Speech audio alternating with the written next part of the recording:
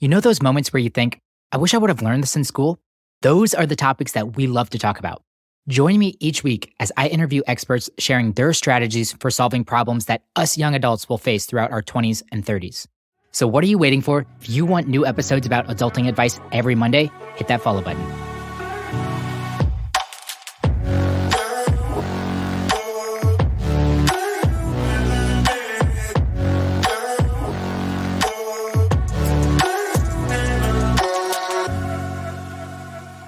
I remember being so furious with my dad because I felt like I was the only 16-year-old in my friend group that had to pay for their own car insurance. Looking back now, I really appreciate him making me handle my financial responsibilities early on. Don't get me wrong, I still take advantage of my parents picking up the tab at dinner or paying for a hotel at a family vacation, but I pay my own bills and it makes me feel so empowered being financially independent. This was the first step towards my parents seeing me as financially mature. Maybe you're someone that's been taking care of yourself since you were a teenager. Or you might be feeling guilty that your parents are still financially supporting you. I'm here to tell you there is nothing wrong with being a young adult and getting support from your parents. Life is expensive, and I don't think it's a smart idea to rack up credit card debt just to try to prove that you can pay for your own things. Although the financial support may be nice, I know you want to be seen as mature enough to make your own money and handle it appropriately. That's what our conversation is about today. How do I move towards this goal without making a huge mistake? How do I gain trust from my parents? My friend Clifton Corbin is going to share some advice as he's gone through the journey himself. After making a mess of his finances in his early 20s by racking up debt and destroying his credit, his parents lost faith in him. Luckily, he turned things around and eventually earned back trust with his parents. If you're looking for what you should do, and honestly, what you shouldn't do in your own journey, this is a great place to start. We also talk about how to stop trading your time for money, how to know when you're ready for kids, and how to maintain your identity whenever you become a parent. If you're a listener of the show and you haven't left us a rating and review, we'd really appreciate it if you did. And if you're new, welcome. Sit back, relax, and let's learn something new. I hope you enjoy my conversation with the basement DJ, PTA chair, and author of Your Kids, Their Money, Clifton Corbin. Thing is, I don't get to use it as much as I used to. Since COVID, my wife's been working from home, so she actually gets the space. Really? I have to now share. Yeah, so I only rent this space when she's not using it. She happens to be out of the city right now, receiving an award for some work that she did. So I've got access to it. So I get to come down here, but still one of my favorite spaces. You guys got to be a power couple, aren't you? Well, you know what? They say it all the time. One of the best moves you can make is finding a partner that supports you and actually makes it work. One of the most expensive things you could ever do is split up with your partner, whether that's with a partner that you're married to or not. I've seen how having the right partner truly helps build you up and lift you up. My first real job, my first career when I started working, I wouldn't have had it if it wasn't for my wife. I could say that without any hesitation. So this job, I had to do an assignment to get it. It was for a business analyst role. So you had to do all of these different pieces. And I was looking at the assignment and I'm like, one, they're looking for free labor. They're asking me to do a project, which isn't a project. They're asking me to actually do the work. They want me to actually finish this thing. Second, the questions, these things would have templates. I know the way that the business works and that there would be a certain way and format that everything should look. And I was like, I don't know what they want. I know what I'd want to say, but I don't know how they'd want it presented. So I was being very negative, to be honest. I was just like, I don't want to do this. Screw this. Forget this. I don't want to do this. And my wife now, my girlfriend then, looked at me. She's like, you're going to do it. I was like, nope, not doing it. She's like, no, you're doing it. And I was like, fine. Totally petulant child. Fine, I'll do it. And I left it to the last minute. So I did the all-nighter thing, which again, I was in my late 20s at that time. So I did the all-nighter thing, got the job. While I was working in the job, I actually so I did do the project, and the project was a project they had already had done. And I looked at the pieces, the templates that they had done for this, and mine mirrored theirs, almost identical. The words, not saying that they took mine and used it. It was just, I nailed it. I had it almost exactly the way they wanted it, which is probably why I got the role. But I wouldn't have done it. I was so against doing it for whatever reason. I just felt like, I don't want to do this. I'm not going to do it. But she pushed me. And that's kind of how it's been. It's always been us supporting each other. I know we'll get into me being a stay-at-home dad, but part of the benefit of me being a stay-at-home dad was there was roles that she wanted to take that were outside of the city. If I was working and she was working, It just wasn't feasible. There was just too much challenge there with childcare and all the rest. So I was able to do it. We were able to take those roles, and those were promotions for her. Those were stepping stones for her. Those were chances for her to move up in her career. And all that was possible because I was able to hold things down at home. Not saying that, if I wasn't a stay-at-home dad, I wouldn't be trying to hold things down and support her. It just gave us even that much more flexibility for her to take something on that required her to do quite a bit more commuting. So much can be said for finding that partnership. And I'm not just talking about financially, I'm talking about emotionally. I'm talking about that feeling of connection, that feeling of support, that feeling of, as a couple, I like how you called us a power couple. I would never use that term myself, but just that feeling of, as a team, we can do more together than we could have ever done separately. So, Definitely. yeah. I think that, 1 + 1 = 3 concept with couples like that, the best ones are, they make each other better in different ways. Just like your wife pushed you, my girlfriend does the exact same thing. She challenges me, she pushes me, she supports me. She has a different skill set than I do. Yep. And hopefully I'm the exact same way to her as well. So Yep. Clifton, Corbin, man, I've been waiting for this conversation for a while. You and I met 2 months ago at FinCon and just really hit it off. And I've been wanting to cover a lot of the conversation that I think we're going to have today, particularly, am I ready for kids? I'm excited from a stay-at-home dad perspective, what your thoughts are on that and fleshing some of that out here. But let's start in a really obvious spot and work chronological as well. You defined yourself growing up as a money-curious kid. You asked a lot of questions. You learned a lot, especially in the earning and savings realm. And I love that you did all these traditional things, like you had a lemonade stand, you had a newspaper route. But one of my favorites is this wholesale oil business. Oh man, that was my favorite too. Can you expand on that? How did you get into wholesaling oil and paint a picture of that? Sure. So like I said, money curious, and earning is always something that I just wanted more money. I was just so curious about it. I remember I was young and I was like, the 2 jobs I want to have, the 2 businesses I wanted to have was bank and insurance company. Because both of those companies, people just give you money. You have to provide some services, but you just get money. But anyways, the wholesaling oil. So my dad at one point left teaching and went and opened up a mechanic shop. And then he was doing oil changes. And at one point he and I had a conversation and he basically said, how would you feel about buying the oil for these oil changes? And it was his idea. I wish I could have said it was my idea, but it was his idea. He's like, did you give an age to that? What age were you? I'm guessing I was probably about 11 or 12. Wow. I'd have to go back and look, but it was preteen for sure. I wasn't a teenager at the time. Good for him for presenting that opportunity early on. Yeah. So he already, this was his business that he was running. And at one point he even said my business was more profitable than his at times. But he basically said, here, give me some of the money that you've made from all of your different ventures, because I had quite a few, as you mentioned, and buy a case of oil. When I do an oil change, we'll use the oil from that, but I'm going to charge a retail price for it. And then you get the difference. And then we'll take some of that money and buy the next case of oil. And we'll do that. For that period of time, actually for my entire youth, I never received an allowance. I received a dividend. I received a payment from that oil business. And it was one of those things that was kind of self-sustaining. And that once I put that initial investment in to buy that first case, the next case was bought by that first case. And I was just able to do that and do that. It was a great little business and a great way of demonstrating, hey, there's ways of making money where I'm not trading time for money. So that was an eye-opener for me. And like you said, earning and saving was kind of where I was at when I was young. Not to date myself too much, but we're getting close to where the interest rates were when I was at that age. Which is wild. Didn't you say it was 14 or 15%? It was just nuts. for having some high interest savings account? And most listeners on the show, being probably 30 and under, would have no idea that banks would pay out double digits, let alone anywhere close to that. It was nuts. Just the other day, and it just makes me look like a hoarder more than anything, but I found that bank book that actually had the statements in it. And I was looking, I was getting double digit, 10, 20 and more payments in interest for doing nothing other than just keeping my money there. So it really opened my eyes to the value of saving and compound interest, which was great at a very early age. And again, this was just me earning because I was so curious. I was always eager to learn how to earn more and get more money in. I wish I would have had a little bit more exposure to investing as opposed to just putting money in. And it kind of felt like an investment because I was getting interest payments. So I mentioned it when I wrote in my book about how it's kind of like an investment, but it's not really an investment. It was kind of on the fence.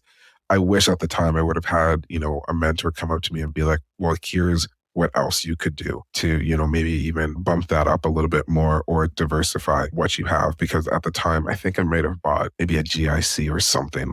I didn't know what I was doing. I was at that point. What's the GIC? Oh, so for us, it would be almost like a treasury bond. Gotcha. Yeah, gotcha. so up here, it'd be similar to a treasury bond. It was like government insured certificate, I think. So it's like a treasury bond. So you're getting like a guaranteed return for a set amount of time that you keep your money in this investment. But it's peanuts, like it's nothing. But at the time, again, I didn't know what I was doing. I was preteen and buying investments, which was great. I'm a teenager. I've got money in the bank. I'm learning a little bit about interest, but it was still it was too, again, I didn't have enough of the knowledge. I didn't know. Sure.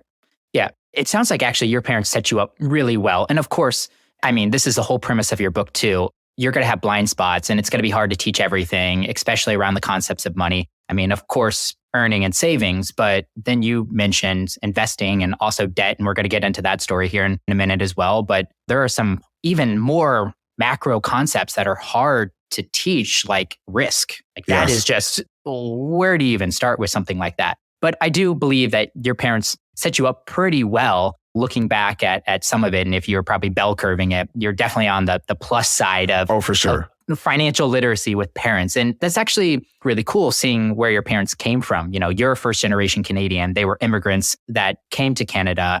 I think your dad, he started out as a mechanic and now he's a teacher or was a teacher. Right. What a wild guy. He's like 70 something and he's getting his PhD right now. Very cool. And then your mother worked for a nonprofit in a soup kitchen. You talk, of course, a lot about your dad. And honestly, you mentioned just briefly, maybe a couple sentences in your books about this like story with him and how he actually decided to come to Canada. And like there was like an immigration form, got extra copy or something. Does he give a more elaborate version of that story whenever he tells you this story? So this is a story he told me just recently. I don't even think I had the full details. So my dad was a skilled laborer, moved here using those skills to kind of immigrate to Canada. My mom came, they both went to university. My dad he's always been an academic. He used skilled labor to kind of find his footing and get into the workforce. My mom worked as an executive director at a soup kitchen / shelter. So very service oriented, both of them. But yeah, my dad's story with regards to immigrating, and again, the story it's still new to me in that it wasn't really a thing that he had planned to do, but there just happened to be other people in his circle who were immigrating, and that one person had like an extra form and he's like, do you want this? And he was like, okay. So he just kind of filled it out and saw what happened, but it was never the intent, I think, because again, both of them, both my mom and my dad, they both saw the value of leaving and building a home and a family outside of a small nation just because of the opportunities that would be there for mostly for the family, but also for them. But I don't know, at that age, he would have been fairly young. This would have been back in the 60s. The opportunities were there, but I don't know, again, as a young adult, and I'm speaking to a bunch of young adults in your audience, I can't even fathom that being like, I want to leave everything that I know, all of my network, all of the supports that I have, and go figure this out somewhere else. We talked a moment ago about risk and how do you teach risk? Well, when I look at that, I'm like, it's so interesting because from an investment perspective, my dad was very risk adverse. But from a life perspective, like I can't think of a bigger risk than like uprooting your entire life to go to a foreign land where you have no supports and then just seeing how it all works out. And you hear these stories, like you hear these immigrant stories all the time. And I'm like, that's phenomenal. But it also highlights how risk is different, right? What your risk tolerance is in one realm is potentially very different than it is in a different realm. So as you said, teaching risk is challenging, but I think we all have examples of when, we've been risk adverse and when we've been risk takers. And I think all of that can go just to let you know where you kind of fit on that spectrum, especially when we're talking investment, which is a different perspective, but it all kind of fits. Like how comfortable do I feel taking a risk with my money, knowing that, hopefully somewhere it's there when I need it, but long term, ideally, we've made money with it. So yeah, no, he's got some great stories. Yeah, it seems like risk around money is in this separate category kind of all together. Like I have very risk open friends that, do a lot of action sports or whatnot, but they are very uncomfortable in the money space and very risk averse for that particular reason. And maybe it's just lack of knowledge. I'm not entirely sure. I think there's a few things there. So one, yes, the knowledge, the understanding what it means to, invest or what have you. Like you need to have a good sense of what that means and how you can mitigate some of that risk. I think the other part is just there's a concept of your money script. What are the things that you tell yourself with regards to money? So I'll use myself as an example. So my parents immigrated to a new world to earn money, they were successful. So the money script I have is that taking a little bit of risk can benefit you. I've seen it. It's been demonstrated for me. So the script I have running in the back of my head is very much of a growth mindset. If I take these risks, it will pay off for me. And maybe that's kind of why I was more comfortable, leaving work and becoming a stay-at-home dad. And again, as a youth, I always had these opportunities of making money, and it was always successful for the most part. My early forays into making money have always kind of worked out for me. I didn't have a situation where I tried to start something and it was a massive failure and I was indebted because of it. So I've got all these data points showing me that taking these, whether they be big or small risks, whatever you want to call it, all these data points showing me that it's worthwhile. But flip that and have a different scenario, have someone else who had a very different upbringing. Maybe they struggled a little bit more. Maybe their family didn't have as much. Maybe they didn't know where their next meal was coming from.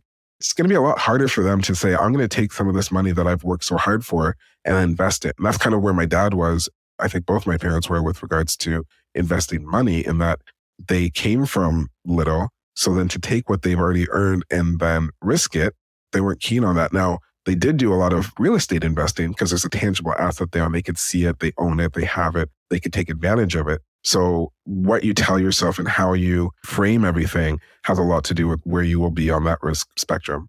Crazy, some of the scripts that get passed down and how that can affect your child. And that's kind of something that really terrifies me, I think, about parenting. But at the same time, is kind of exciting as well, too, because you got the other side, the inverse side to that, and all the things that you taught and how you help them really get a good launching path into life or into adulthood. But of course, we talked about a little bit. Your parents were great in some areas around financial literacy, earning, savings, etc., but they weren't good in some other areas. And one of those areas is debt and the conversation around debt and really understanding debt. And there is no better story to illustrate kind of the crash and burn of that than your college days and the credit card issues. Do you want to expand on this story a little bit, kind of walk us through what happened and some of the learning lessons from it? Sure. And I love how you use the term crash and burn, because that was very much my experience. So yeah, I went off to university thinking, I know how to make money. I'm good. I'm going to get this degree and I'll be good to go. The first couple of days you see those credit card stands on campus. You're like, well, as a young adult, that's the next step, right? I need a credit card. This is the thing that adults use. I got my credit card. I said to myself, it's for emergencies. But very quickly, I stopped using it for emergencies. What once thought was an emergency turned into everything is an emergency because I want it right now. So I used my credit card very poorly. I used it for consumables, buying that new album that just dropped, going out for a couple of drinks with my friends. And I did that quite a bit. So I wasn't using my credit card responsibly. And then I also wasn't paying my credit card. You can pay a credit card. You could use the minimum payment, which is what I would do. But that just means the amount that you owe is just growing and growing and growing exponentially. Like that's the compounding of interest in effect right there. So my credit card bills were getting bigger and bigger. And instead of being, responsible and mature and saying, okay, I've got to deal with this, I did the exact opposite. And I said, well, I'm just not going to open those envelopes. I'm just going to pretend they don't exist. And I'm just going to get another credit card. Because if I get another credit card, then I've got more money to use and I got more money to spend. And again, when I say I was using my credit card poorly, like I was having a conversation with some students recently, and I was talking about how, I remember taking the cash advances from one credit card to pay the bill of another credit card. And I wasn't even paying the full bill. I was just paying the minimum. So my balance on my one bill is growing. The balance on the second bill is growing. I'm paying additional fees and my interest is accumulating even faster because I'm doing a cash advance. So unlike when you purchase something on a credit card, if you do a cash advance, the interest payment happens the moment you take the cash out of your ATM, as opposed to waiting until the end of the month when your bill hits. So the interest is accruing even faster.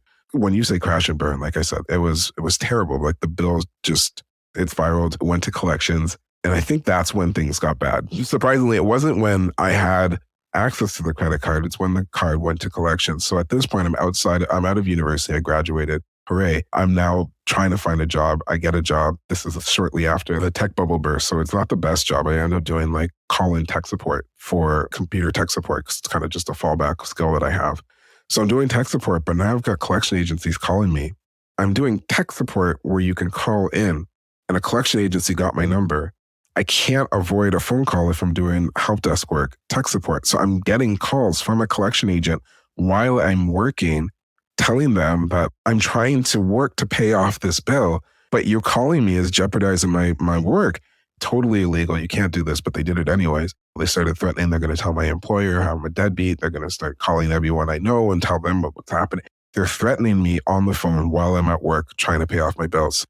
Dark days, like just so depressed, so much anxiety, just trying to get my head right, just try to do the thing. Some point in there, this is right around the time I graduated, I was like, okay, well, I can't keep going down this path. I recognized that I had to fix this hole that I had dug for myself. So I got the job with the intent of fixing it, of paying off my debt.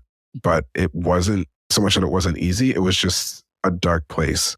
It was not a place I would want anyone ever to be in, where you feel like, I went off to school to have this experience, to hopefully put myself in a better position once I was done university, to get a good job, to, have a career, to make money and maybe start a family. I finished university. I have a job that I could have had before university because, like I said, the bubble had burst, jobs were tight. I had to fall back on a job I'd already done. This is the job I'd done when I was in high school for the most part. So I'm doing something that I could have done without the degree, and I'm being harassed by a collection. And you just feel the feeling of failure, the feeling of what have I done to myself? It was terrible. But I did work myself out of it. So I did pay off one credit card bill. Even I did that poorly in that I paid off the first credit card bill, but while I was doing it, I wasn't saving. I just put everything I had to that credit card bill. So when I was done paying off the credit card bill, I still had another credit card bill. I still had some student loans, and I had zero money in my bank account. I dug the debt, and then I got out of some of the debt, and I even did that poorly. So eventually, through learning about credit scores, credit reports, and the feeling of emptiness that I had after paying off that first credit card bill, I started to do some of the things that we talk about, like paying yourself first, saving. So it meant I paid off my next bills and my student loans slower. But by the time I paid off my second credit card bill, which was already in collections at the time, but by the time I paid off that one, I now had some money in the bank. Around that time, I also had to get like a secured credit card. So a secured credit card is basically where you pay a credit card company to give you a credit card, which sounds ass backwards, but it was what you have to do if your credit is already bottomed out. So my credit score was already terrible. So there was no credit company would ever consider giving me a credit card. But to build credit, you need to have credit. Yeah. So I had to get the secured credit card. So I'm using my secured credit card very much more smart than the one I previously.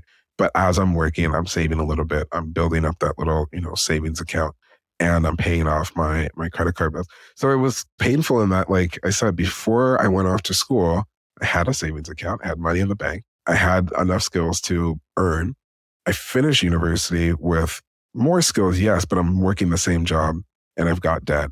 Now I have no credit score. I'm not even no credit score. I have a poor credit score. So I felt like those years, at least financially, were terrible. They set me way, way back. If I could advise anyone, like, just don't do that. Don't spend those years putting yourself in a hole. And if you feel like you're already there, stop. At any point, I could have said to myself, I'm no longer going to keep going down this road. I'm going to open up this bill and face facts. I didn't do that. I never said, okay, I'm going to start living on a budget. I didn't do that. For the longest time, I just pretended those things weren't happening to me. And I just kept living my life, going out on the town, doing whatever. But eventually, it all catches up with you. So at some point, you have to kind of like wake up and... Yeah, and I don't want to give you an out because I do think most of the ownership is on you. But at the same time, the credit cards are very predatory. The fact that they're on campus, I don't see them on campus anymore, at least whenever I was at school. They're not as, but I can't remember. Somebody else was on the podcast as well. And they were talking about the fact that you walk in like your very first day and like all these credit card companies are just there. And they're like, yeah, you need a credit card, right? You got to buy books, right? Mm-hmm. And like, they're just like giving you credit cards. And then just the very tricky wording of minimum payments, like that is predatory. And the fact that, oh, minimum payment. If I make that payment, then I shouldn't have any repercussions then. That should be the minimum that I'm required to pay. But that is not how it works. Like that is how it snowballs very quickly. And the interest on interest starts to accumulate. And all of a sudden you're like, I didn't spend $20,000. I only spent $10,000. Yep. And I've been making payments. How is my credit card balance at $20,000 right now? It's because you've been rolling a balance year over year over year.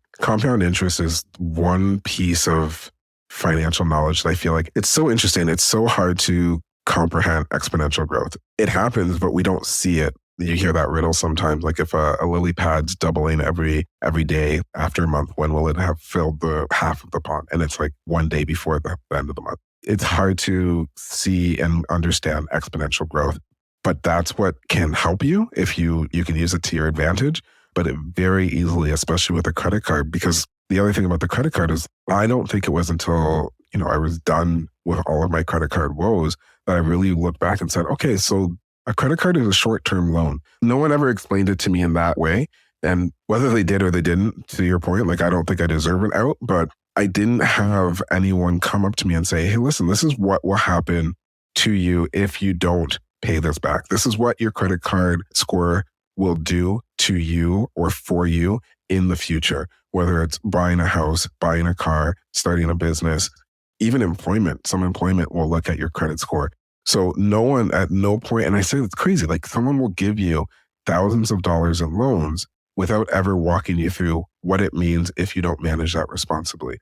Which is why I'm always trying to talk to young adults and say, listen, you need to understand this. Like this is crucial. This is critical information that you need to be able to not just understand, you kind of need to master it from the jump. Like you need to be able to manage it right away. Yeah, you can work yourself out of it, but why dig a hole for yourself that you don't need to? So it's one of those critical pieces of financial literacy that I really want more young people to take the time to understand, like what is a credit report? What is a credit score? How does your credit score affect the interest payments you pay? Even on the credit cards you already have, credit cards can increase your interest payment based off of your credit score, even after you have the credit card. So I'm sure it happened to me. I can't say it did or didn't because I was being so willfully ignorant about it, but the amount of interest I was paying on my debt could have gone up because I was not paying my debt even after I had already signed the agreement to get my credit card. So there's so much pieces of information there, but it all comes back to understanding how credit works. And I implore young adults to get their heads around it. Yeah, and we're experiencing it right now, honestly. We saw mortgage rates go from, 3% to 6.5%. And that does not seem like a big jump, in terms of, buying a home. But once again, if you look at like how much home you can get on a 6.5% mortgage rate versus a 3%, it is a significant difference. And I think that is now coming to light. But I'm guessing you also had some help with your parents digging out of that credit card hole. Like, where did they step in and help and support and advise and get you all through this? What happened there? In so much that I end up moving back home with my parents, yes. But as far as financially, like actually paying money, no. So was that a stick it to you learning lesson? Did they not have the funds to support you? What do you feel like? It kind of goes back to some of the conversations we had before. Like in my mind at that point, when I was younger, I might have said, hey, can you help with this? But at that point, I'd reached a point where I was like, this is my debt. They didn't build this debt. This wasn't theirs. So at that point, I wouldn't have even fathomed asking them for help. It's so interesting that you say that because at no point, and I'm talking about stuff that happened to me 20 plus years ago, at no point in that whole time did I ever have the thought that you just asked me. At no point would I have ever considered asking my parents to help pay for the debt. And maybe that might have made sense in that it would have helped me get out of it sooner. And then I could have just paid them back and then saved a lot of money. And maybe that would have made sense. Maybe consolidating in that way would have been the financially responsible thing to do. But in my head, it was mine to deal with. And wasn't there a little bit of friction too? Like you got into this high class, I can do it on my own. And then all of this happened. And then you're like, had a little bit of a falling out with your parents and had to resurrect that a little bit? We did have a bit of a falling out. And you know what? It was a bit about the finances, but it wasn't about the debt. So when I went off to school, I was very lucky, very privileged to have my parents say, we're going to pay for your university degree. Or we're going to pay for your undergraduate. So they had saved up money. They had done what they had to do to help pay for my undergraduate degree. I still needed some financial support from loans. But for the majority of it, for the most part, they said they can cover it. And I was like, this is great. But then in addition to, and I think this is just typical, but in addition to, making a mess of my finances, I made a mess of my studies. I wasn't a diligent student. Like I just told you, I was using my credit card to go out for drinks on the town. So at the same time, I also was doing very poorly at school. Like I started off doing really well and realized that first year of university, I think back, I was like, man, it felt so easy. So I kind of like took my foot off the gas, and then that second year university hit and I was like, oh no, this is a lot harder than I thought. But now I was trying to enjoy the social piece of life, being on my own. There's so much happening, right? Those first years of independence, it's really hard to manage what you're going to do. It's like, well, I've got this independence, but I have this one thing that I'm supposed to be doing, which is studying and getting my degree. And for me, I went off the rails really quickly. So what my parents said they were going to do, which was support me to finish my degree, they said they weren't going to do it because I wasn't fulfilling my end of the bargain, which was actually focusing on school. So they pulled back their financial support. And when they did it, we had just come back from a trip together. They dropped me off at school and they said, oh, just so you know, you're kind of on your own now. And I was like, what do you mean? And they're like, yeah, well, you're not really focused on school. You're not doing well in school. We told you we'd pay for your degree, but you're not really doing it. So you're on your own. So I was pissed. I remember just being like, well, you couldn't have told me that before the trip when I just went with you and spent all of my, my surplus capital. Like, I have no money right now. Like, I remember being like very, very upset with them. In hindsight, I realized that was ridiculous. They did the exact right thing. But at the time, I was just like, what is happening? Why is everything not going my way? Like, I'm messing up in school. I've got all this debt. My parents have cut me off. It all felt like it was going to shit. I hope I'm allowed to use a few expletives. Oh, yeah. Cuss away, man. Okay. Well, there's no other way to explain it at the time. So, I had the financial support. It went away. And like I said, I'm in debt. So I got a job. I start working myself back into school. I'm doing a little bit better at school, but I was pissed at them. There's no other way to say it. Like, I was not happy. We did not have a great relationship for a little while there. And I pulled back because I was like, well, you leave me out here to drown. Again, in hindsight, I realized like they did the exact right thing. Any financial support they were giving me was just more rope to hang myself. It was not helping me. It wasn't giving me, I had the independence, but I didn't have the maturity to manage it. Again, in hindsight, I could see that very clearly. In the moment, I'm just like, this stinks. This sucks. You know what? Where my boy's at, I'm going to get a drink. Like, this is the move I made when that happened to me. So eventually, shortly thereafter, I kind of realized, okay, well, what is it that I want? I had that moment of clarity, if you will, but I asked myself, what do I want? I'm here. I'm in this other city. I've got friends. I've got debt. What is it that I want? And I realized, you know what? I want the degree I came here to get because I'm also a very driven person. Like, it doesn't sound like this from this conversation. It sounds very much like I'm a fly-by-night, head in the clouds kind of person, but I'm actually a very, very driven person. Like, when I know what I want, I go and get it. So I had that conversation with myself. I was like, what do I want? I was like, I want this degree. What do I want? I want to not be in all of this debt. What do I want? I want to have a relationship with my family. So I had that switch at that point, and I started to act as if I wanted those things, right? Because it's all good and dandy to say you want those things, but if you're not actively doing the things to get that, then it really means nothing. It's meaningless. So I started focusing more on school. I got the part-time job. I started paying for myself again. My debt was a mess. There was really, at that time, there was nothing I could have done about it. Maybe, no, I take that back. There was something I could have done about it, but I chose to focus on my degree and just being a better student. And from that, I graduated, I got my degree, and the relationship with my parents rebuilt itself. It's nice in that when it rebuilt itself as I am now taking responsibility for my actions, which I didn't do. When they cut me off, when they said, you're on your own, it was because I was being a child. But I eventually realized, no, I need to be an adult here. I need to do the things to achieve what I want. And our relationship changed at that point. I attribute a lot of the great relationship that we have and lines of communication that we have to the fact that they've always been willing to talk to me about money and about anything. Like, there's never been something that they weren't willing to talk to me about. So I feel like knowing that they've always been there to talk to me and support me, maybe not financially, but to support me, has helped me build a great relationship with my parents. But I think once I made that switch and said, no, I'm going to start acting like an adult, not the child that I was acting like, the relationship built even stronger. My relationship with my parents now is phenomenal. We were chatting earlier, that relationship changes as they get older, and you now need to help support them a little bit. But it all stems from the fact that at some point I made the switch from being the child to being an adult. So our relationship has grown together in that way. Back to the question you asked me before about asking if they would have supported me financially, it might have stemmed a little bit from the fact that they had already cut me off financially, and I wouldn't even think about going back to them financially.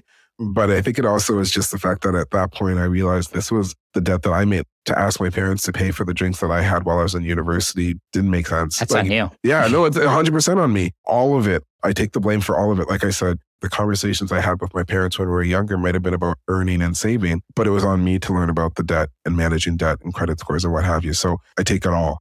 Such a tricky time, right in your mid-20s there, as you're becoming an adult and starting to make some money. And I've had a job since like 14 or something. Always worked the summers and job, like a W-2 employment. I also was like always dog sitting or watering plants or things like that for the neighbors as well. But there's definitely a shift at some point in time from I am capable of making money, which I feel like is kind of first step, like go get your summer job and like be able to pay for some of your excess expenses, to I can manage my money. Like I'm responsible and mature enough to make decisions. And hopefully your parents don't abandon you and they still act as sounding boards, but they need to move from teacher to advisor at some point in time, from mom and dad, protector of all, to mom and dad, we're here to support you, but we trust you. And we know that you can handle this on your own. And there's a lot of gray in that. I don't know if there's this like 10-step process to become a mature adult with your finances. And then your parents give you a certificate at the end and they say, okay, now you can make your decisions. Some people, struggle the opposite way, where they want to become mature and they want to become an adult with their finances, but they have either helicopter parents or parents that still don't believe that they're capable, regardless if they maybe are capable or they're not capable. I don't know. I'm still kind of struggling, like how to help support people that are wanting some of that. Of course, if I feel like they're in a place that they can do it, awesome. But we all have space to learn in the financial literacy aspect as well. And of course, as a parent, like you don't want to see your kid crash and burn either. Yeah, you don't want to see like make some colossal decisions, especially with the amount of student loan debt that's out there now, the mortgages that some people can sign. We talked about credit and how that can really mess you up for a decade plus moving forward if you got to file bankruptcy. I mean, there is a lot of really, really substantial, impactful decisions that you can make that could really mess you up for a little while. But at the same time, eventually, you got to cut the financial umbilical cord and you got to go out on your own. I agree with you. One of the things, so many pieces there that I want to jump into. I know, I threw a whole lot out there. Like I wanted this view as well. You got me jazzed up, man. No, man, I hear you. Everything that you said there, I agree with wholeheartedly. The reason I talk about, money and kids is because I want kids to make mistakes when it doesn't cause massive financial trauma down the road. So that's why I talk about helping parents talk about this stuff and give their kids opportunities to practice this while they're young, while they're at home, while it won't cause massive trauma, like I said, down the road. With regards to that 10-step plan, you're right. I wish there was, and I'm sure I'm going to face this as well, but my philosophy as a parent has always been, if I do everything right, my kids will leave.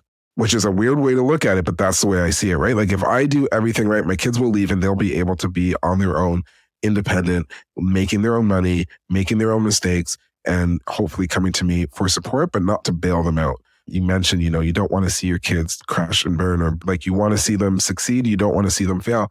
You kind of have to let them at some point, right? So that's what I said. If you could help, if you can push them along so they're making some of those mistakes while they're younger, and then when they're older, they're less likely to make them, that's great. But I think my debt struggles, as much as they were painful for me and they still bring some trauma when I think about it, had my parents bailed me out of that, what would have happened? I would have just done it again. So you kind of have to let your kids have that freedom to make the mistakes that they're going to make. If that's how you choose to learn, then you have to go through those.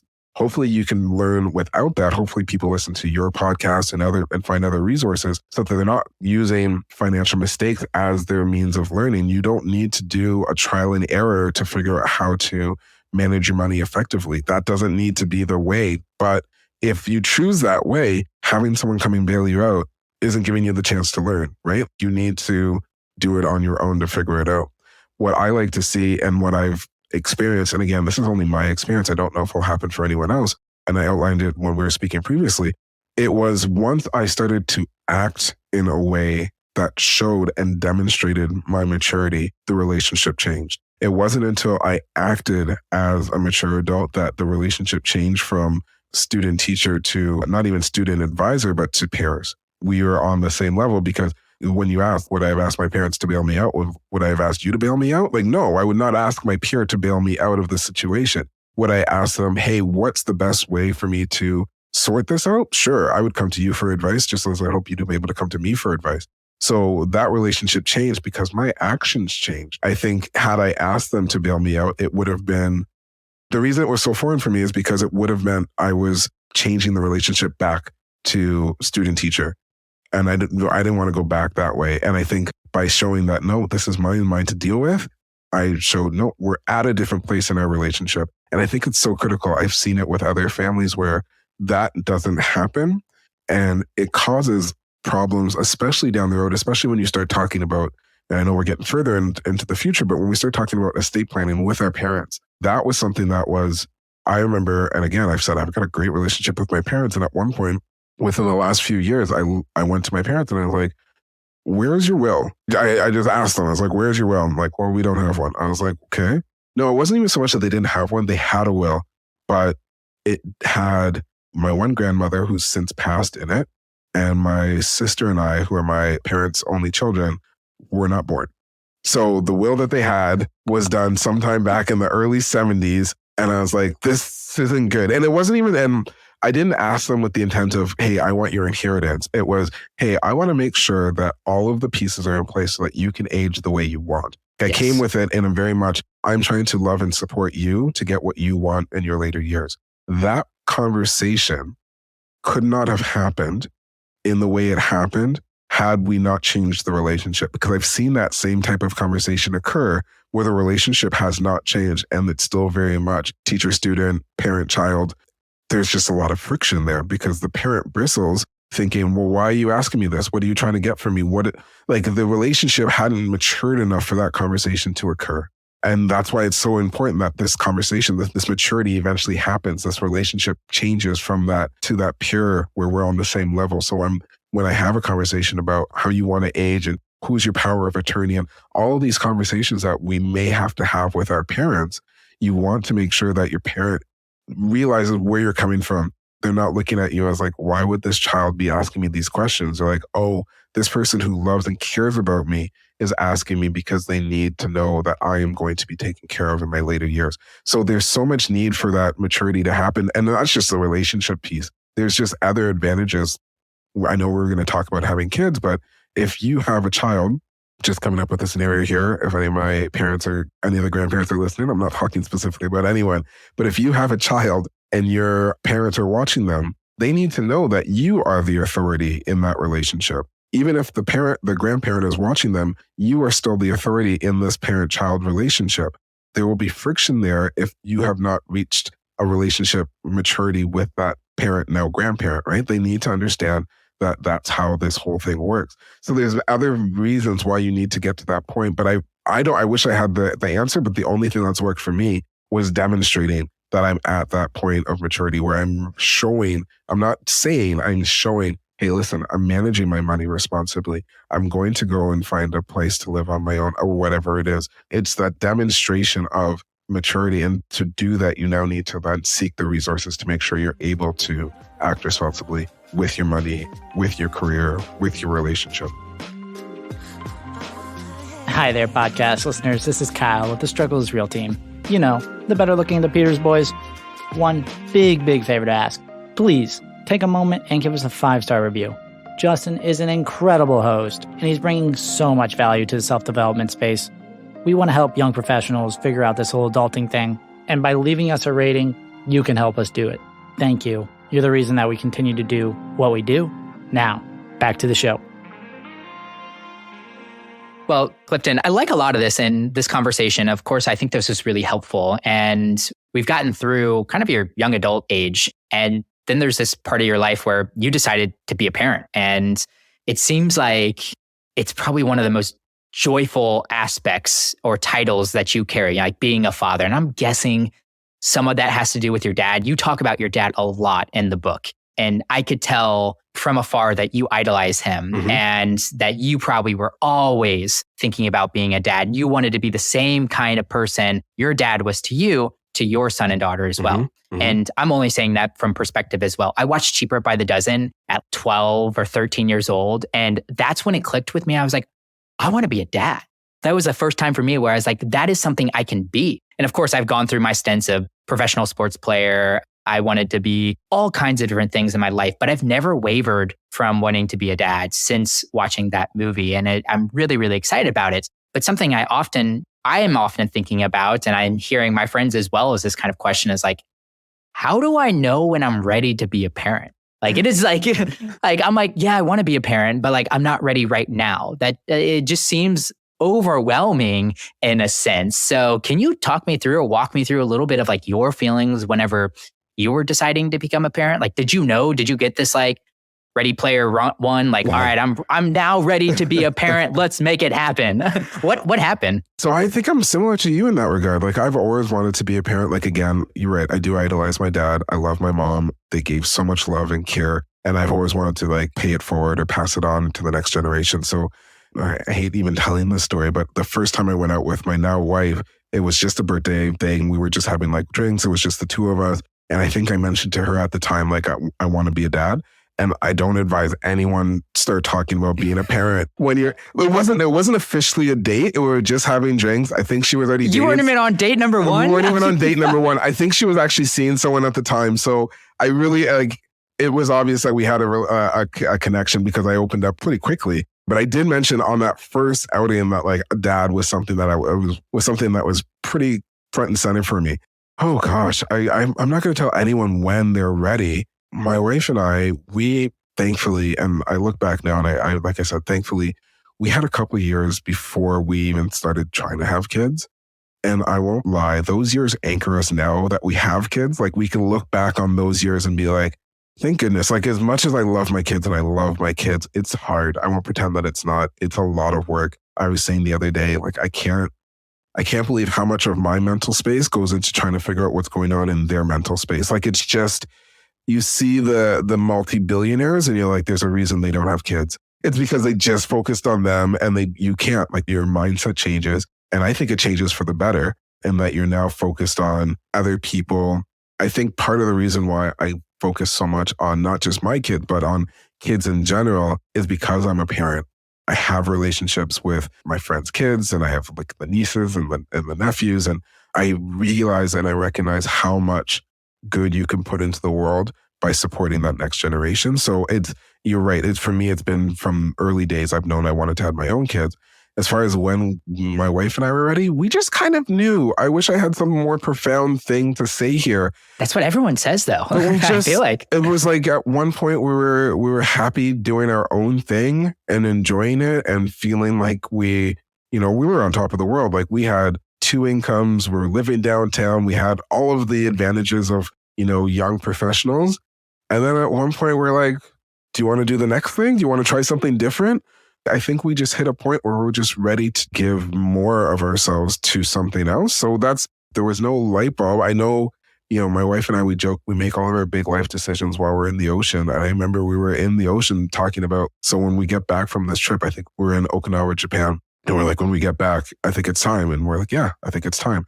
So we just knew. But the one thing that I think really helps us now, and I think it really helped us then, is that we had multiple years as a married couple. We were together before we were married, but we had multiple years while we were married, after we'd made that commitment to each other, where we were together. It was just us. There was no other entity in that space because now, and we talk about it often, like now we're competing for attention for each other. Like a moment of uninterrupted conversation happens when the kids are in bed or if we're lucky enough to get out together, maybe for a walk or something. There's so much competing time for our attention. But we built the relationship and we have that to fall back on. That said, we also recognize, and we've seen this many times, that once kids come into the picture, now you've got, so many different communication lines that you're working on. There's different responsibilities. You can very much feel like ships passing in the night. And I get that. It happens. But it's really important. And I have to attribute this again to my wife. She's the better of the two of us for sure. In that she's recognized that it's important that we continue to build our relationship because it's very easy. Like these years where our kids are here, they're going to go by very quickly and it will be very easy for us just to lose connection with each other. It happens all the time because you're just dealing with the logistics of managing the house and dealing with the homework and getting food on the table. And, she's got her career and I'm starting to work on, my books and all these things. So we're all working and doing all these other things. But if we're not actively, and you have to be active with it, we're not actively trying to spend time with each other. We're not actively trying to grow together because you are still growing. Like your likes and your dislikes are changing. I remember my wife recently identified, she's like, I think I'm an introvert. I'm like, yeah, you've become more introvert. Like she's always been a bit of an introvert, but she's become more introverted over the last couple of years. So she's still growing and maturing in my shoes. I'm like, I used to be more outgoing and I'm becoming more introspective. So I'm still changing. But when we met, I was the very outgoing, social person. And she was, also very outgoing and social. So if the two of us met now, we're meeting and from a different place. But if we don't spend the time to reconnect and talk to each other and talk about how, we now feel like we have different needs. Like I now more so than ever, and it's probably a lot related to the pandemic, but I now have more time where I feel like I need to be by myself, where I need like solitude. Prior to the pandemic, I don't think I ever would have articulated that or even thought I needed it. But let's say I don't articulate that. I don't tell my wife this is now something that I need. That can cause a rift. Well, why does he not want to spend time with me? Well, it's not because I need something, but she doesn't realize it's something that I need. And now we've got friction and now we're starting to drift apart. So it's important that even after the kids come, especially after the kids come, you find a way to grow together, if at all possible. Yeah. I don't know if that was reassuring or if that made me more worried. I mean, there's a couple of different cruxes here. First, there's the financial aspect. Things are getting so expensive. Yep. And young adults, not only with kids, but you see it with houses, all of the trends of home ownership have moved years and years down the road from where they were 40 years ago. And I'm guessing a lot of that has to do with finances. If my friends could afford to buy a house right now, I think a lot of them would buy a house right now. Same with kids. I think marriage and kids have also moved further back. And, now they're approaching like the average age of like 30 and, into 35. Once again, I think a lot of that is financial pressure, putting another kid in the home and now having to feed somebody. And also childcare expenses are just outrageous, all kinds of things. So getting over that hump, another thing is the independence. Like so many people are worried that they're going to lose their independence, both as an individual and as a couple. It sounds a little reassuring from your end that you can still carve out time as long as you're intentional with that. You have to be intentional, yes. To do that. I think one thing that a lot of the high performers that listen to the podcast are worried about when it comes to kids is sacrificing their career identity for parenthood. They're very afraid of that, myself included. Not only from the sense of I won't have time to dedicate to my career, but am I going to be more interested in being a parent and a good dad than I am going to want to be this like rock star, career, superstar, high performer as well? I don't know. I'm working with that, but you are a very interesting case study of that because you were a high performer at work. You mentioned you were an analyst and a business consultant and a manager, and you were managing multi-million budgets at work as well. And then you decided to become a stay-at-home dad. Mm-hmm. Yeah, walk me through that decision. Were you afraid to let go of your career identity to an extent? Yes. Leaving work was one thing that my wife and I, we had always talked about. We wanted to have a parent who stayed at home. We both had that growing up and we recognized the value of that. And we also realized financially it almost made sense. It probably didn't make total sense, especially once the kids are in elementary school and there's less childcare associated with us being at work. But we also saw it made financial sense. But more, we wanted to have someone home to manage the home, just being able to have someone at home to make sure the home is running comfortably and the kids are supported. And my wife talks often about those times when you leave school, there's like a brief window there where you want to talk about what happened at school, good, bad, ugly, whatever. But once that window closes and it's short, it's very brief. It's like 5 steps after you've left the school. If your parent's not there to have that conversation, or it's like 3 seconds after you get off the school bus, if your parent's not there to have that conversation, you bottle it up, you move on. So we wanted at least one parent to be there to support the kids when they came home from school. That was just something that we've always wanted because we had it. We felt like it was necessary. That being said, leaving work I was lucky in that I was able to do it in a way that I always knew I could go back if I needed to. Like I had that as like a fallback. But leaving work, I was terrified about what I was leaving behind. Right before I left, I was being kind of groomed for management. And I remember my manager at the time saying, by this point next year, I want to make sure you have a couple mentees. Like you should be mentoring a few people. And as a person of color, I thought like this is a responsibility I have to bring up other people of color and give them opportunities to grow and thrive in this environment, which It's not always easy to get into. I was working for the provincial government, similar to a state government in the United States. And it's not always easy to get into those roles. And those roles they're coveted in that, you can get a pension. There's like a lot of long-term security that comes with it. So I was like, this is a great opportunity to help, bring up some younger people into this role and mentor and teach. And it's something that I've always wanted to give back. So letting go of my career, I was like, well, what am I doing? I'm not just letting go of what, my earning potential and my pension, but I'm also letting go of the opportunity to bring other people up. And as you could tell, I care a lot about helping that next generation. So I felt like I'm not making the best move here if that's what I really want. But I had the competing priorities of my family and making sure that they were okay. But I did it. And luckily, after I did it, very shortly after I did it, opportunities started coming to me that either they wouldn't have come to me had I not been out of work, or I wouldn't have been able to take them on. So for example, a local nursery school in the area was struggling. They were talking about closing. My kids had gone there. I wanted my daughter to go there, but they just didn't have any business acumen to keep the doors open. And I was like, hey, I can volunteer in this space. And again, I'm helping the families in this community. I'm helping the kids in this community. So I went in and I volunteered. I helped give them the business plan, the communication plan. I ran it for a year. I helped get some kids in the pipeline, make sure that the nursery schools could stay open. And it happened almost within a year or two of me leaving, where I was like, oh, I'm still getting to use my skills. I'm using it in a different way. And I'm still able to give back and support and build community, just not quite the way I had expected. And now I'm doing, conversations with you and talking about financial literacy. So did things change when I left work? Of course, obviously.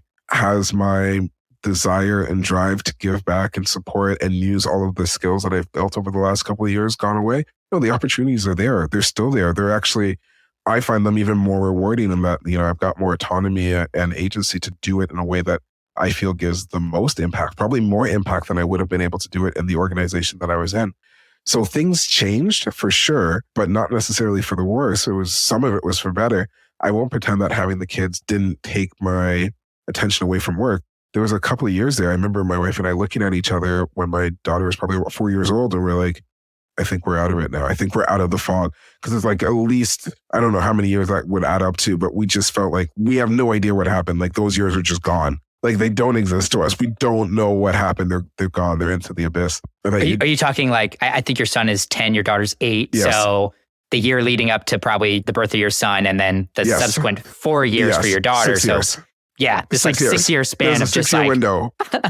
my mom babysits, so we have I've seen a lot of 0 to 5s come through my household. Sure. And I've seen a lot of parents deep in the fog. Oh yeah, you're stage. in it. You're in it. Like you're walking, but you're a zombie. You don't know what's happening. Like sleep training, eating. It's when they get to be a little bit more independent. You're like, oh, okay, I can now interact with other adults. I could socialize again. We can go out on a date. We could do these things. But there's a couple of years there that you kind of, I don't want to say you lose them, because you're still, you're still alive. You're still interacting with your kids. You're still building those memories. But as far as my career goes, those years there were some times where I was at work and I was nodding off at work. I was that tired at work. That is not going to help me in my career. It won't. I know if any of my previous managers are listening, they're like, oh yeah, I remember that. And I was pissed because like, it was not good, but I was sleep deprived. I did not have enough in the tank. It really does take a toll on you. I'm just being honest. Like I know it could be a bit of a detraction to having kids. I don't mean it to be. I just want to be honest. There's so many pluses on the other side, like the relationship I have with my kids, the feeling I have of knowing that, I'm giving back and I'm doing these other things that help not just them, but help their school community, help our neighborhood, help our broader community. All of those opportunities come from me knowing that I want to help not just them, but other children. So there's a lot of opportunities that have come from this, but I won't pretend that a lot of stuff has also been taken away. You mentioned before about the finances, and I constantly, the other day, my wife's like, we need to buy a new coat for my son. And I was like, oh, come on. It's nonstop. Like there was a huge expense there. So I get that concern of like adding another person into your family budget. There's an expense there. Don't pretend that there isn't. There is another expense. They need to be clothed. They need to be fed. There's going to be extracurricular activities that they want to participate in. There's a whole nother expense there. For us, what it meant was, I guess the term would be like fast fire or like retire early kind of concepts. It's like, no, we're in this for a little while longer. Like we will eventually hit some financial independent goals, but it's not going to be in the short term. It just can't be because we've got all these other responsibilities that we have to account for financially, whether that be their education, the amount of money that we've contributed to their financial saving plans or funds. If they weren't here, that'd just be going straight to our retirement funds, right? But we have to, we want to set them up for success. So we are diverting some of our cash to set them up for success, which just means it pushes our financial independence back a little bit. We're fine with that. That's an equation that we're fine with totally, but everyone's going to be different. So I won't pretend that the financial piece isn't a factor. And I understand when people hesitate to add a child into their lives because of the finances. I don't know if for a lot of people, like the timing is never right, but you kind of make it work. Like you figure it out. And, when the child shows up, you figure it out because it's what matters. All right, Clifton. So I don't know if I feel more confident or less confident about being a parent, but I did get a sense of understanding that it's very okay to not have it all figured out before you become a parent. And reading your book and knowing a little bit of the story of your parents, and regardless of some of the gaps of knowledge they would have provided to you, they did a phenomenal job as parents overall as well. So really excited about that. But for the listeners that are new parents and or going to be new parents here in the near future, I was wondering if you had some general good parenting principles. And we can probably double click into some of the advice that you give in your book. But I feel like if you take a macro lens to some of that, it could be even applied to other areas outside of finances. Just creating curiosity in your kids and, how that could help with engagement. I really liked this concept in the book where, you were talking about finances and explaining things, but I think just explaining your rules and your decisions outside of finances too is a really great parenting principle as well. Is there anything else that you took away from obviously 10 years of parenting yourself and or reflecting while you're writing your book in terms of a couple of good principles for being a good parent? Sure. I like how you said, create curiosity in your children. You don't need to. Kids are naturally curious. So, as far as a principle goes, and I'm no perfect parent, I wouldn't want to claim to be, but one of the things I like to do is just, feed that curiosity. So when they're asking me questions, I think that's one of the challenges as a parent. You're so busy. Your kid asks you a question. You're trying to get dinner on the table. You don't have time. But my one of my goals is to answer their questions. It seems simple. It seems basic, but it's not necessarily easy because, again, you've got competing priorities. There's lots of stuff happening. So I may not always be able to answer it in the moment. And truthfully, if you don't answer it in the moment, sometimes their interest has waned and they move on themselves. But I try my best to answer those questions, especially when it comes to things that might be hard for us to talk about as adults. So yeah, you just want to answer their questions openly and honestly. You want to make sure that you're feeding that curiosity and using that as a means to build your relationship. I mentioned it with regards to money, but it goes beyond money. It's really just making sure that when your child, asks you something, even if it's something you're uncomfortable talking about, you still take the time to answer it. We all have a certain level of guardedness when it comes to our money. We don't necessarily feel comfortable talking about money. Our kids will pick up on that, but they'll also pick up on the fact that we trust them enough to talk to them about it. I talk a lot about how we want to build those open lines of communications with our children. One way to do it is to show them that you're willing to talk to them about things that might be even hard for you to talk about. Talking about money is one of them, talking about sex, talking about politics, all of these things that as adults, we sometimes put up a little bit of barriers between ourselves just to make sure that we're still able to interact socially and civilly. But with our children, they're coming at it from a much different perspective. They're just curious about how the world works. So I try my best to be very transparent with them. I talk to them about anything and everything that they ask me about. I sometimes might use something like a framing question to kind of figure out where they're coming from. So for example, if a child were to ask you, how much money do you make? Are we rich? Are we poor? That question is a very broad question, right? So you might want to ask, well, why are you asking? Just to get a sense, like maybe it was something that came up in the playground. Maybe it's something that came up in the classroom. Maybe it was something they saw on TV. So you're just trying to get a bit of a framing, and it also gets you, gives you a little bit of time to frame your answer as well. But it gives you a chance to figure out, well, what's the perspective that they're coming from? And then you can answer it in a way, again, that it's age appropriate, hopefully open and transparent in a way that will help, again, build that relationship. Because the more you talk to your kids, the more that you show them that you're open to answering their questions, it just shows that they have more chances to come to you. as opposed to, trying to find an answer from a friend or someone else. So if I had to give any type of, broad overview of like what's one principle I try to do, it's be open, be honest, be transparent. The other thing, and this one's more specifically to money, I try to give them as many opportunities to practice doing the things that they might do out in the world while they're home with me, so that I can give them a chance to kind of, make the mistakes, fumble, figure it out while they have me as their coach to guide them along the way. So whether that be providing them an allowance and letting them, practice transacting and saving and spending or what have you, it's all chances for them to practice doing those skills and building those habits that they will need as adults. And that, again, it supersedes, it goes past just money, but any chance you can give your child to practice being an adult. I joke often that, if I do everything right, I think I might have said this to you too, if I do everything right, my kids will leave, but they will leave and they will be ready to be on their own. So this is kind of my overarching framework of how I try to raise my kids. I try to give them opportunities to have that independence as much as possible, as early as possible. And, you have to guide where they are, engage where they are. My one child might be doing something before my other child. It's not age dependent. It's really about where they are and who they are. So I'm constantly trying to give them more and more independence, because I know that's the end goal, is for them to be fully independent and be able to be on their own. How is it now that your kids are a little bit older as well? Like, it's got to be really cool to see your kids age. And honestly, I'm guessing your 10-year-old, you're probably close enough now that you have this sense of friendship. It's wonderful. It's that same thing I was talking about, that independence. I was bringing him to school the other day and I realized I'm no longer dropping him off. He's kind of dropping me off. Like, we get close to the school and he's like, all right, I'm going to go now. Like, he's trying to get, he's separating, right? Like, and this is good. Like, we went through the early phases of the separation anxiety where they didn't want to leave you. And now they're trying to get away from you quicker, which, it can hurt a little bit. They're still your baby. They're still your child, but the connection hasn't gone. It's just changing. And they're just maturing and they're looking for more independence, which for me is a win. It's me seeing like, okay, they're comfortable being on their own. And I trust them to do these things, maybe walk that last little bit to school by themselves without me there watching them. I know they can maneuver their street crossings or what have you.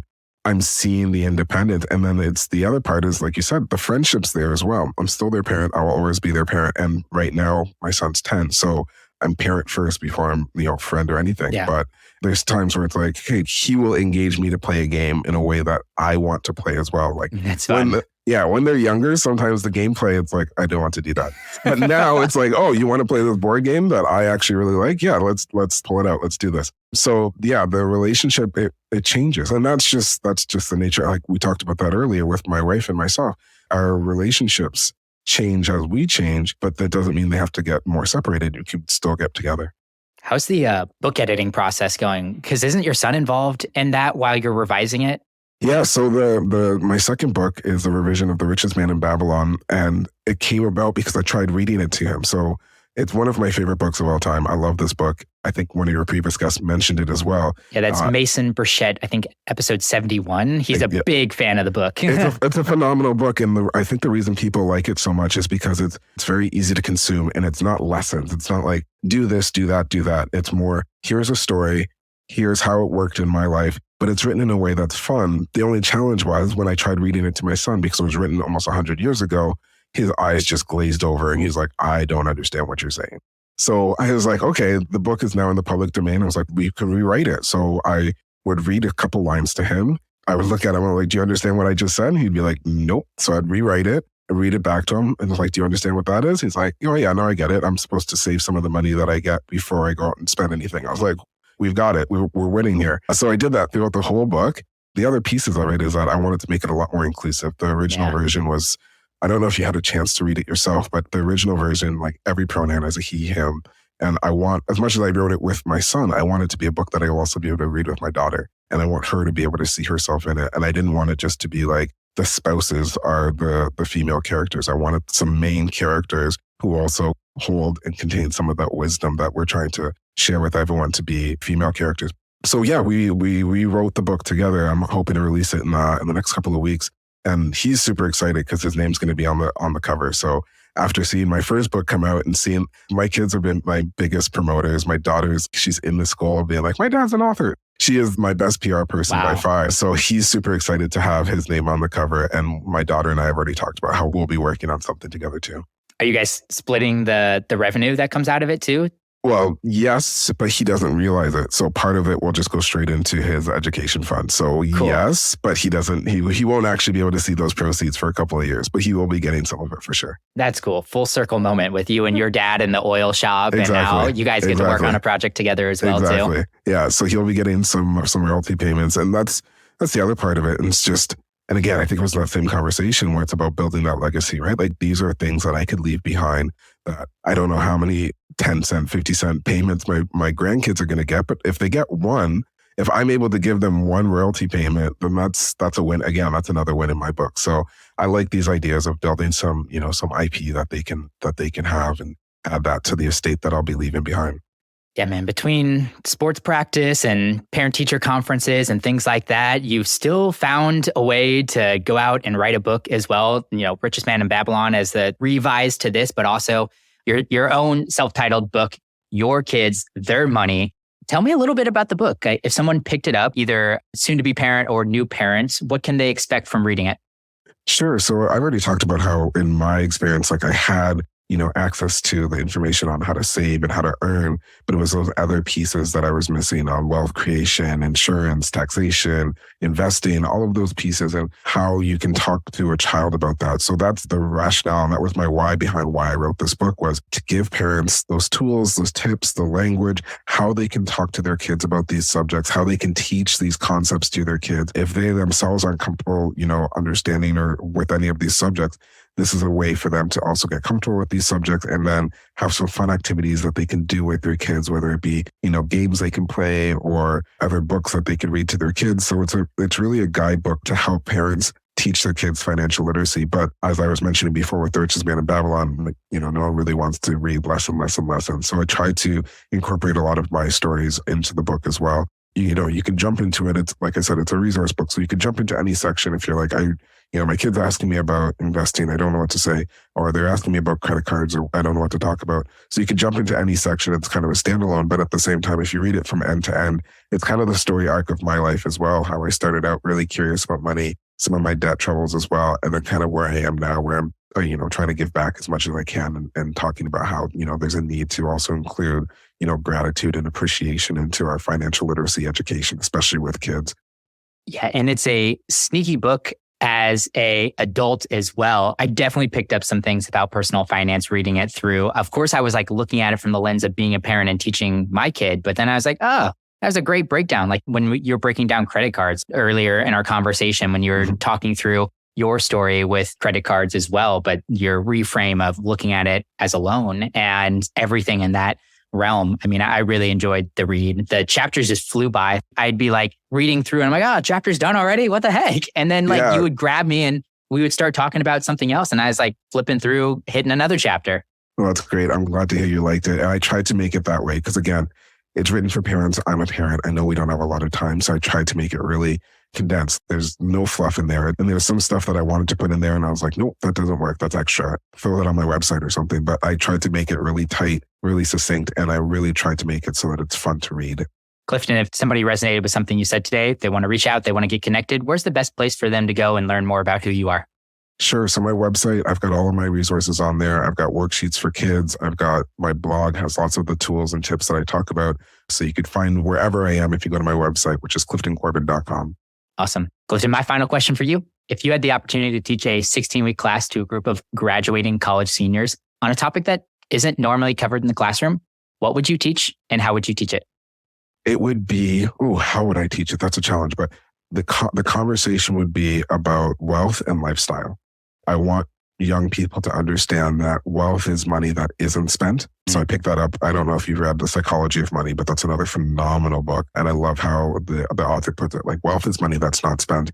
But I think young people often confuse wealth for, stuff. So I'd teach a course on how you need to focus on wealth creation because that's what will give you that financial independence. But in doing so, you also need to manage lifestyle creep. We need to find a way to get comfortable having a certain set of lifestyle without that. I think other conversations you might have had is, about like delayed gratification and all of that. But it's not, for me, it's not just about delayed gratification. It's about finding a way to be comfortable with a lifestyle where because especially for young people, you start making money, you feel very comfortable, you've got your rent paid for, you've got your food, you're happy, you're enjoying life. And then you make more money. So then you start buying more, and then you like upgrade your apartment, and then the car that you had that's been working fine, you now need to get, a nicer car, what have you.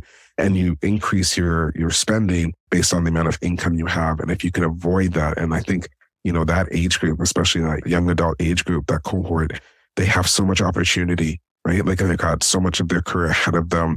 They've got all this window with regards to investing. And if they can manage their lifestyle in a way that they can actually feel comfortable with what they have, as opposed to feeling this need to increase and add more to it, it will set them up for so much success. So the course would be about what is wealth? Why is wealth important? How do you manage with what you have? And then how do you keep being comfortable with what you have? And then what do you do with what is left over? So taking that, investing that, and building upon that. And that would be, if I had the opportunity, that would be my course.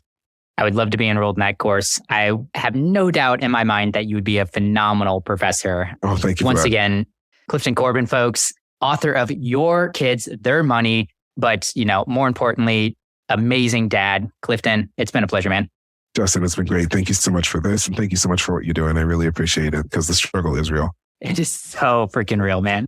All right, guys, thanks for tuning into another episode. And this was a marathon of an episode, but amazing. I am just inspired to be a dad after the episode with Clifton. That was so much fun. He's so intentional and engaged with parenting. And that is exactly who I would want to be if I ended up being a dad myself. So he really reassured me, regardless if I feel like I'm ready or not, that I can figure it out if I want to be a parent. And there are so many great resources and people to support you in your life that will help you out if you got to learn things as you go. So I hope you guys have an amazing 2023. Let's get after it. Let's get our goals here. Thanks for tuning into the episode. Here's what you can expect next on The Struggle is Real. It's worth taking a step back and really setting just this minimum threshold that you want to start with. It might just be 10 minutes of walking every day.